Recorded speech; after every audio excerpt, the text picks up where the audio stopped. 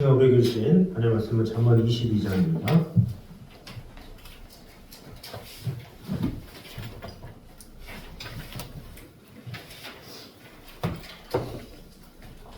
잠언 22장 17절에서 21절까지 말씀입니다.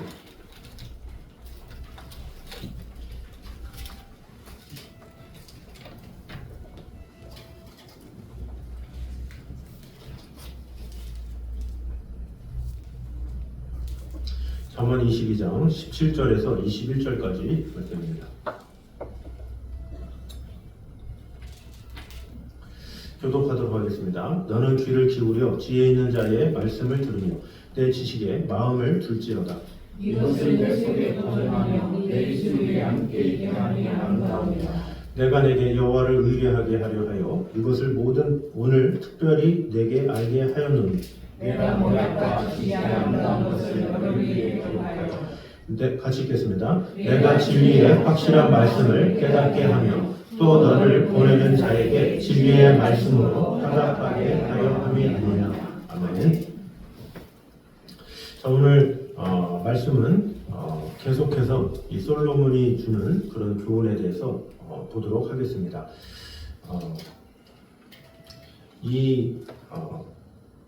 오늘 있는 이 본문에 사용되는 기법은 솔로몬의 단편 경구들은 주로 뭐뭐이다 이렇게 표현되고 있는 반면에 객관적인 진술을 하고 있는 반면에 선자들의 교훈은 어떻게 하라 이렇게 지시형으로 나와 있습니다.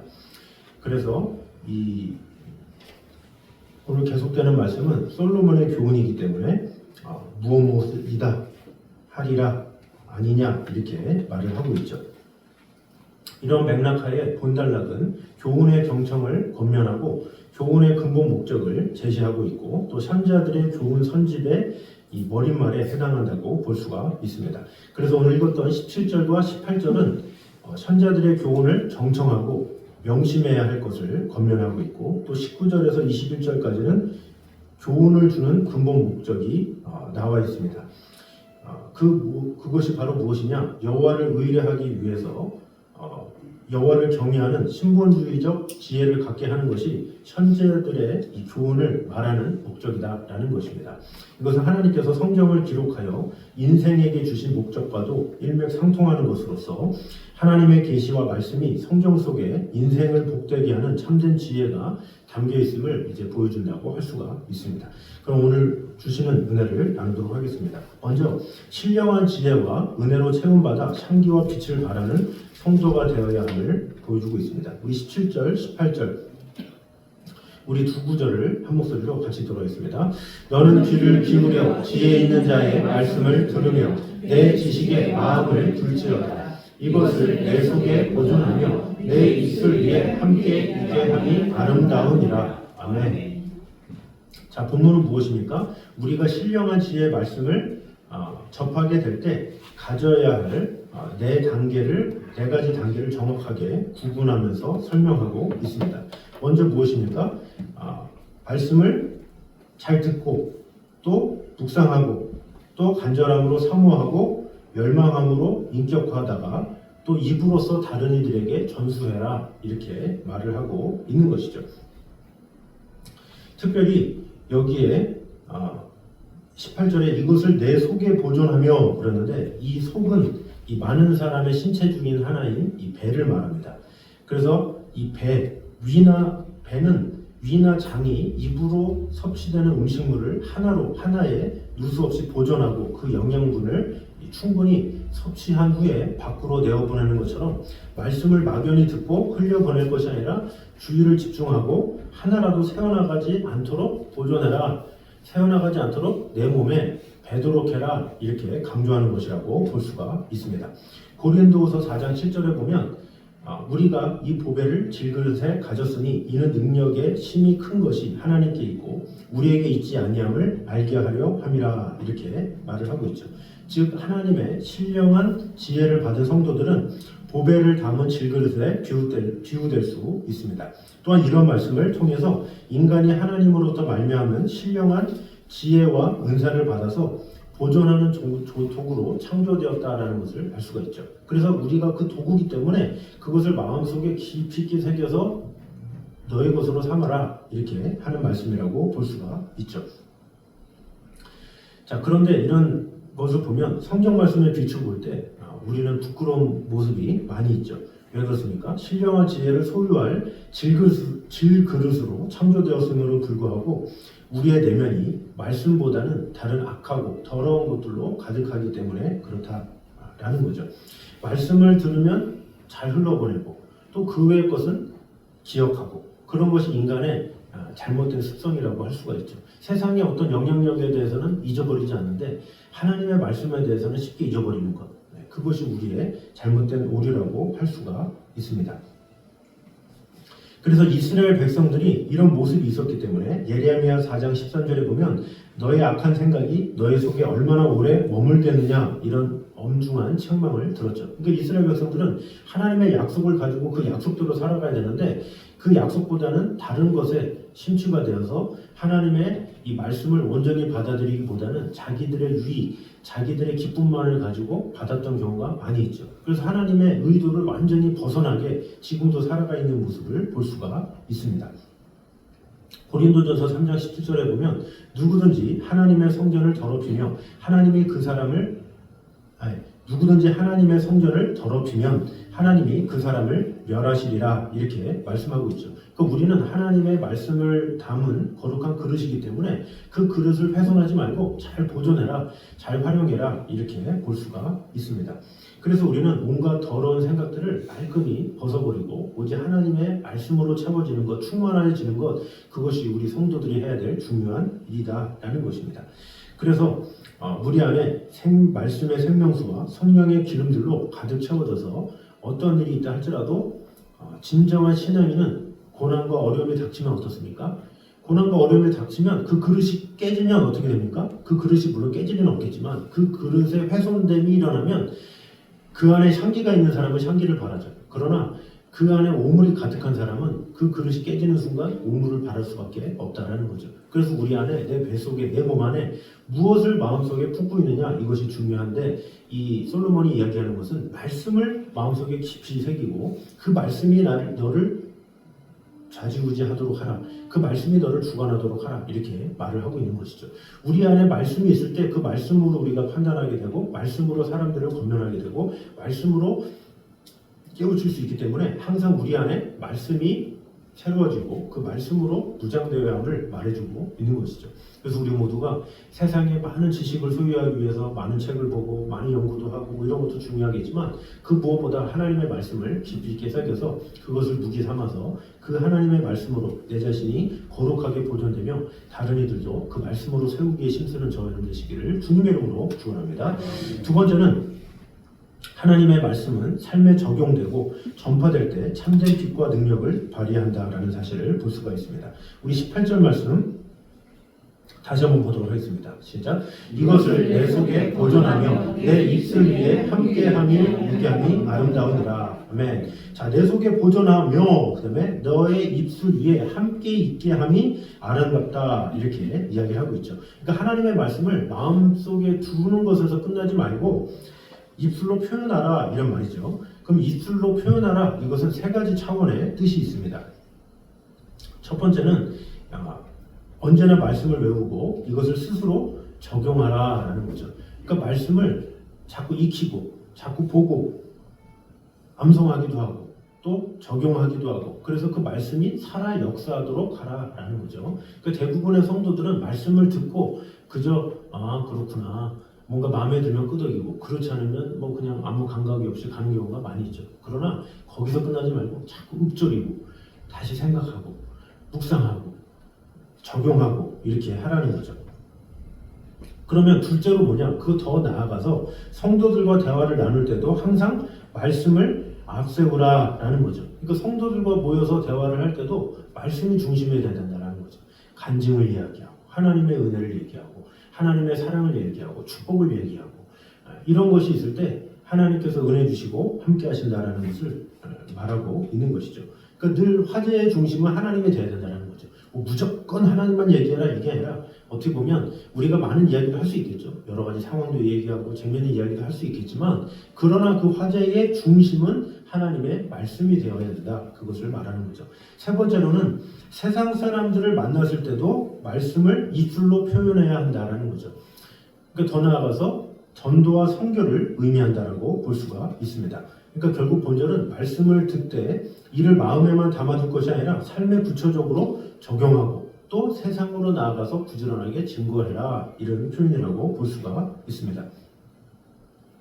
자, 그런 면에서 이 한국교회 성도님들이 많이 약한 게 그런 게 있죠. 교회 안에서는 뜨겁고 세상에서는 그냥 세상으로 살아가고 그러면서 나는 그냥 부르심을 입었는데 뭐 세상에 속했는데 하면서 세상 사람들과 어울리는 데만 그런 경우가 있어요.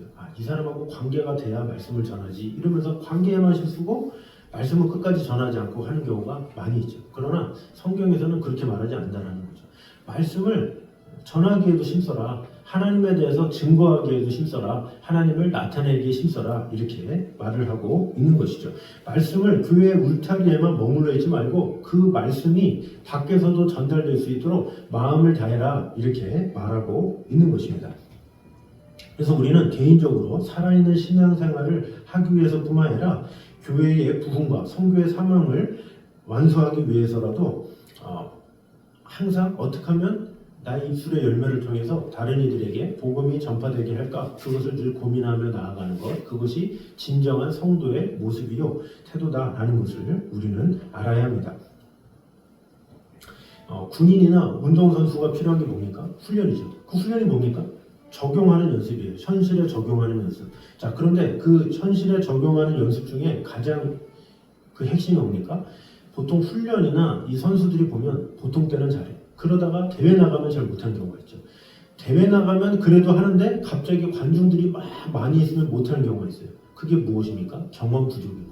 경험이 부족하면 실전에 못하는 거예요. 경험이 많으면 어때요? 사람이 많든 적든 어떤 상황이든 상관없이 잘하죠. 그래서 운동선수 중에 슈퍼스타다. 그런 사람들이 대부분 그런 사람들이 관객이 많든 어떻든 잘하는 사람이죠. 그 사람이 왜 잘할 수 있게 됐습니까? 훈련이 됐기 때문에, 연습이 됐기 때문에 어떤 상황에서도 그런 상황에서 평정심을 잃지 않고 자기 실력을 제대로 발휘하게 되는 자들이죠. 마찬가지로 우리가 하나님의 말씀 안에 거하는 자들은 어떤 상황에도 얽매이지 않는다는 거죠. 어떤 상황에서도 하나님 말씀을 증거하고 어떤 상황에서도 하나님의 사랑을 나타내고 하나님의 그 살아계심을 자꾸 나타내고 증거하고 간증하는 그런 성도가 되어야 된다라는 거죠. 초대교회 모든 성도들은 항상 대화가 은혜였어요. 은혜, 충만, 말씀, 그 안에 거하는 것. 그래서 모든 초대교회 성도들이 한 마음으로 그런 식으로 있었으니까 초대교회가 뜨겁게 이루어질 수가 있었죠. 마찬가지로 우리의 만남이나 모든 것들의 대화의 중심이 하나님의 말씀이 되고 간증이 되고 은혜가 넘칠 때 내 주위에 만나는 사람들도 나를 보면 하나님에 대해서 증거하는 거구나 또 알게 되고 또 그것을 통해서 하나님의 그 역사와 통로가 계속적으로 이루어진다라는 거죠. 그래서 우리는 항상 하나님의 말씀을 안에서만 끝나는 것이 아니라 교회 안에서는 아멘 아멘 막 하고 나서 밖에서는 아무렇지도 않다는 듯이 살아가는 자가 아니라 내 안에 그런 충만함을 밖에서도 동일하게 전하는 것 그것이 정말로 중요하고 우리가 항상 평생 연습해야 될 것이 바로 그것이다 라는 것입니다. 그래서 시편 51편 15절에 주여 내 입술을 열어주소서 내 입이 주를 찬송하며 전파하리라 이렇게 말을 하고 있죠. 내 입술을 열어달라고 이렇게 기도했던 것처럼 다윗이 간절하게 기도했을 때 하나님께서 그로 하여금 도구로 삼아줬던 것처럼 나의 입술을 열어주소서 이런 강구가 있어야 되고 그런 노력과 태도가 있어야 된다는 거죠. 그럴 때 하나님께서 은혜 주셔서 우리로 하여금 입술을 열리게 하신다는 거죠. 그런데 그 입술을 열리게 하는 데에 그 핵심이 무엇입니까? 바로 성령의 충만함이죠. 골로새서 3장 16, 17절에 보면 그리스도의 말씀이 너희 속에 풍성히 거하여 모든 지혜로 피차 가르치며 권면하고 시와 찬미와 신령한 노래를 부르며 마음에 감사함으로 하나님을 찬양하고 또 무엇을 하든지 말에나 일에나 다 주 예수 이름으로 하고 그를 힘입어 하나님 아버지께 감사하라 이렇게 얘기를 하고 있죠. 자, 전제가 뭡니까? 그리스도의 말씀이 너희 속에 풍성히 거하여 이게 성령의 충만함이죠. 내 안에 성령의 충만함이 임하게 되면 그 마음이 뜨거워서 전하지 않으면 견딜 수 없는 그런 마음이 이루어진다는 거죠. 그래서 우리는 늘 하나님 앞에 기도해야 돼요. 주여, 내 안에 성령의 충만함이, 말씀의 충만함이 임하게 하여 주시옵소서. 이런 충만함이 있으면 내가 전하지 않으려고 해도 전하게 되는 거죠. 그러나 충만함이 없으면 의무로 하게 되는 거예요. 의무로, 어쩔 수 없이. 이런 것만큼 힘든 게 없는 거예요. 그 믿음의 사람들은 무엇이 있어야 됩니까? 성령의 충만함으로 해야 되는 거예요. 주님께서 주시는 감동과 감화와 은혜가 가득 넘쳐서 전하지 않으면 안 될 그런 마음 가지고 전하는 것, 그것이 바로 우리 성도가 해야 될 일이다라는 것이고, 하나님께서도 그것을 좋아하시죠. 성령의 감동으로 우리가 이루길 원하시지 어쩔 수 없이 율법적으로 뭔가 얽매여서 이런 것은 싫어하시죠. 그래서 우리 안에 하나님의 은혜의 성령이 가득 임하게 하여 주셔서 믿음으로 말씀을 충만히 전해줄 수 있는 그런 자로 저를 거듭나게 하여 주시옵소서. 늘 하나님 앞에 간구함으로 말씀의 충만함을, 성령의 충만함으로 있는 저와 여러분 되시기를 주님의 이름으로 축원합니다. 마지막으로 세 번째로, 하나님이 우리에게 말씀을 주신 것은 이를 통해서 세상을 구원하기 위함임을 보여주고 있습니다. 우리 21절 말씀, 22장 21절 말씀 다 같이 읽도록 하겠습니다. 시작. 내가 진리의 확실한 말씀을 깨닫게 하며 또 너를 보낸 자에게 진리의 말씀으로 깨닫게 하려 함이냐. 아멘. 자, 내가 진리의 확실한 말씀을 깨닫게 하며 또 너를 보내는 자에게 진리의 말씀으로 회답하게 하려 함이 아니냐, 이렇게 말씀하고 있죠. 자, 여기서 너를 보내는 자에게 이렇게 말하는데, 너를 보내는 자, 이게 누구겠습니까? 학제에 따라서는 랍비와 또는 자녀를 보내서 교육받도록 한 부모를 보기도 하고, 또 자녀들이 귀족이나 왕족의 자녀라는 가정하에 이들을 관리하는 후견인일 것이다. 또 나아가 왕으로 보기도 합니다. 어쨌든 우리는 이를 통해서 다음과 같은 사실을 알 수가 있죠. 본서의 기록자가 이를 기록하고 가르친 목적은 무엇입니까? 첫째로 자신에게 배우는 제자들로 하여금 하나님을 알고 의뢰하려고 하는 것이고, 두 번째로는 이들 제자들을 통해서 그들을 보낸 사람들에게까지 자신이 가르치고 교훈했던 진리들이 전파되기를 원했던 것이죠. 이를 통해서 우리는 본 잠언의 기록자가 제자들에게 자신의 지혜를 가르치면서 동시에 그 제자들을 통해 진리를 듣게 될 다른 사람을 염두에 두었다, 이렇게 볼 수가 있습니다. 자, 하나님께서 우리를 불러서 당신의 백성을 삼으시고 우리에게 복 주시는 목적은 우리뿐이 아니라 우리를 통해 말씀을 듣게 될 모든 이들에게도 동일한 구원과 복을 주시기 위함이죠. 예수 그리스도를 통한 구원, 사실은 태초부터 예정되긴 했지만 하나님은 먼저 누구한테 알려주셨습니까? 아브라함을 불러서 너는 내 본처 친척 아비집을 떠나 내가 내게 지시할 땅으로 가라 하면서 너를 축복하는 자에게는 내가 복을 내리고 너를 저주하는 자에게는 내가 저주하리니 땅의 모든 족속이 너로 말미암아 복을 얻으리라 말씀하셨죠.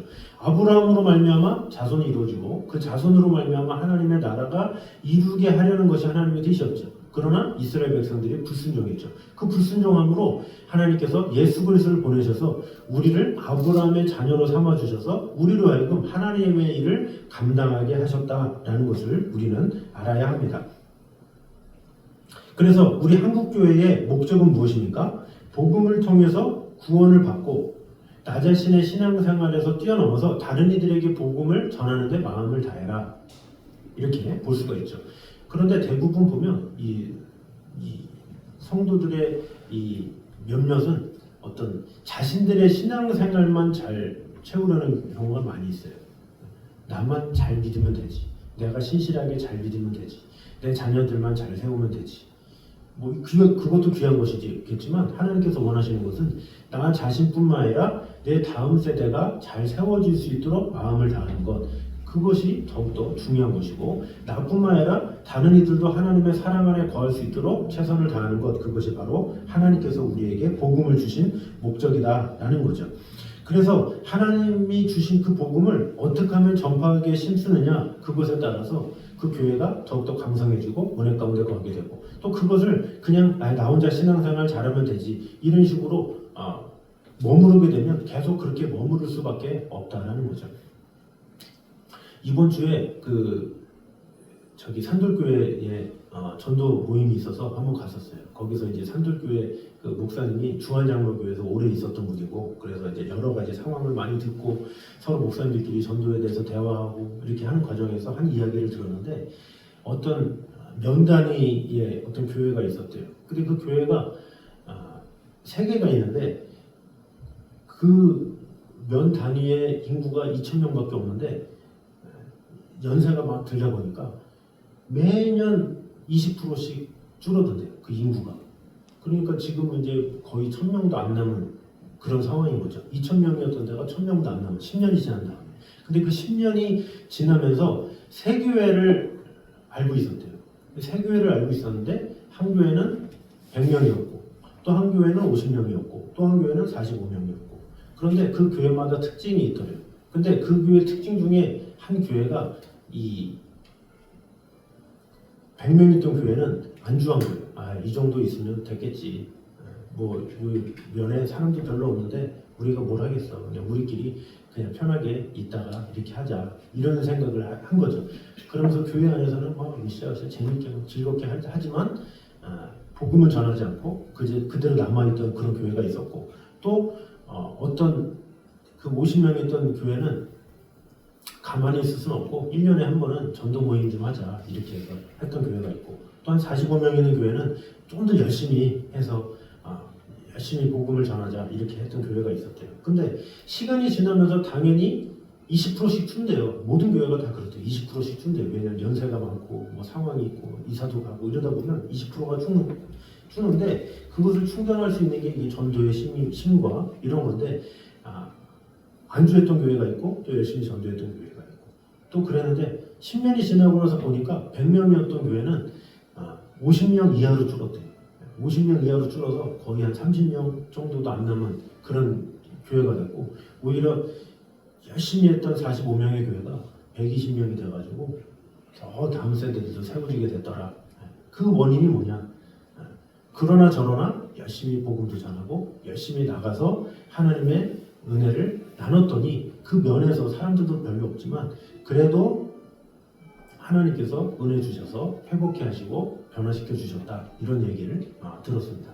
이제 그게 무엇입니까? 교회 안에서의 그런 풍성함이 그 안에서만 끝나는 것이 아니다라는 거죠. 진정한 은혜의 풍성함은 자꾸 전파가 돼야 되고, 그것이 자꾸 전도가 되어서 에너지가 계속적으로 일어나야 된다는 거죠. 반응이 있든 없든, 사람이 있든 없든, 누가 알아주든 알아주지 않든 상관이 없이 열심히 이 복음을 위해서 뭔가 마음을 다하면 하나님께서 하나님의 때에 하나씩 바꿔주신다라는 거죠. 반대로 아무것도 안 하면 정말로 아무것도 안 하기 때문에 세월만 흐르고 아무런 변화도 없이 역동적이던 교회도 역동을 잃어버리고 쉽게 된다라는 거죠. 그래서 우리가 늘 해야 되는 게 이 전도라는 것도 매주 어떻게든 하려고 하고 뭔가 하려고 하는 게 그런 거예요. 자꾸 이 말씀을 전해야 그 전함으로 신이 생기고 하나님께서 그런 자들을 원하시고 그런 교회를 기뻐하시고 은혜 주시는 것이지, 편하게 하려면 얼마나 편하게 할 수 있겠습니까? 그러나 하나님의 사람들은 안주하는 삶을 살면 안 되는 거예요. 항상 하나님의 말씀을 내 안에 새기고 또 말씀을 적용하고 어떻게 하면 증거할까? 어떻게 하면 나타낼까? 어떻게 하면 그 사랑을 자꾸 나눌까? 이런 고민을 하면서 나아갈 때 하나님께서 은혜 주시고 함께 하신다라는 것입니다. 그래서 하나님께서 우리를 구원하신 이유는 뭐예요? 다른 이들을 구원하게 하려고 우리를 구원하신 거예요. 그것을 우리가 알아야 돼요. 나만 그냥 하나님의 백성이면 돼 이렇게 하려고 구원한 게 아니라 다른 사람을 구원하기 위해서 나를 부르셨다는 거죠. 우리 가정에 나밖에 믿는 사람이 없어. 그럼 왜 그랬겠어요? 나를 통해서 내 가정에 있는 사람들을 다 구원하라고 나를 부르신 거예요. 그렇게 알아야죠. 그러면 나를 도구 삼아서 내가 어떻게든지 내 가정에 있는 사람들이 하나님의 사랑 안에 거할 수 있도록 최선을 다해서 마음을 다하는 것이 우리의 책임인 거예요. 야, 나라도 구원받으니까 다행이네 하면서 끝, 이게 아니라 내가 구원받은 것은 나에게 그만큼 사명을 준 것이고 나에게 하나님께서 할 일을 주셨구나 라는 마음을 가지고 내 가족들이나 내 친척들이나 아니면 내 주위 영혼들에게 하나님의 사랑을 자꾸 나타내주기에 힘써야 된다는 거죠. 이것이 인간적으로 보면 귀찮을 수 있고 일이 될 수도 있고, 그러나 그렇게 할 때 하나님께서 은혜 주시고 함께 하신다는 거예요. 그래서 예수님이 승천하실 때 너희는 가서 모든 족속으로 제자를 삼아 아버지와 아들과 성령의 이름으로 세례를 주고 내가 너에게 분부한 모든 것을 가르쳐서 지키게 하라. 이게 지상 사명인 거예요. 모든 족속으로 제자를 삼아라. 네가 제자가 되어라. 열심히 다녀. 초대교회 잘 지켜. 이렇게 해서 올라가신 것이 아니라 제자를 삼아라. 세례를 줘라. 만민에게 복음을 전해라. 이것이 주님의 뜻이다라는 거죠. 그러니까 말씀을 내가 많이 안다 모른다 이게 중요한 게 아니라 내가 그 말씀을 얼마나 전하느냐 이게 중요한 거예요. 많은 것을 알아도 전하지 않으면 소용이 없어요. 내가 성경 박사야. 근데 내가 그 아는 성경을 다른 이에게 전파하지 않는다? 그럼 아무 소용이 없는 거고 그 교회는 직무유기가 될 수밖에 없는 거예요. 그러나 내가 비록 한두 말씀을 안다 할지라도 내가 하나님에 대해서 깊이 있게 잘 알지 못한다 할지라도 그것을 전하기에 힘쓰는 자들은 오히려 복된 자다, 은혜로운 자다 이렇게 할 수가 있는 것이죠. 위대한 선생은 뭡니까? 위대한 선생은 많이 아는 선생이 아니에요. 많이 안다고 좋은 선생입니까? 아니죠. 조금 알더라도 그 아는 걸 어떻게든지 제자들한테 알려주려고 하는 게 좋은 선생인 거예요. 그래서 우리에게도 중요한 거는 내가 많이 알기만 하면 이거보다 중요한 건 내가 조금 안다 할지라도 내가 알고 있는 기쁨과 은혜와 그 말씀의 어떠함을 전하는 자가 되게 하여 주시옵소서. 이럴 때 하나님께서 그에게 은혜 주시고 함께한다라는 거죠. 그래서 우리 모두가 하나님의 말씀을 아는 것에만 집중하지 말고 아는 것을 더 뛰어넘어서 그 내가 조금 안다 할지라도 그 말씀을 어떻게 하면 많이 전하고 그 말씀을 많이 나누고 역동적으로 살아갈 수 있는가를 잘 생각함으로 말미암아 또 하나님께서 나를 가정의 선교사로 부르셨음을 꼭 기억함으로 말미암아 주의 영혼들에게 하나님의 말씀을 힘차게 전하기에 힘쓰는 저를 되시기를 주님의 이름으로 축원합니다. 기도하겠습니다.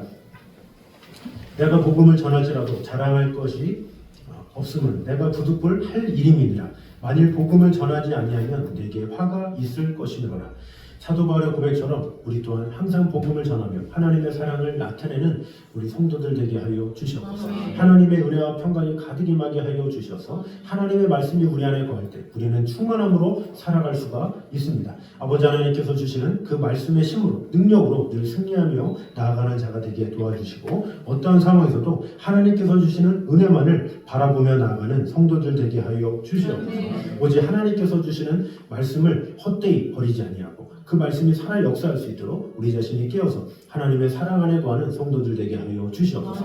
이제는 우리 주 예수 그리스도의 은혜와 아버지 하나님의 무한하신 사랑과 성령님의 교통하심이 늘 우리와 함께 계시는 하나님의 나라와 그 의를 위하여 살아가기에 힘쓰는 이 자리에 있는 모든 성도들 위해 이제부터 영까지 함께 있기를 간절히 축원하옵나이다. 아멘.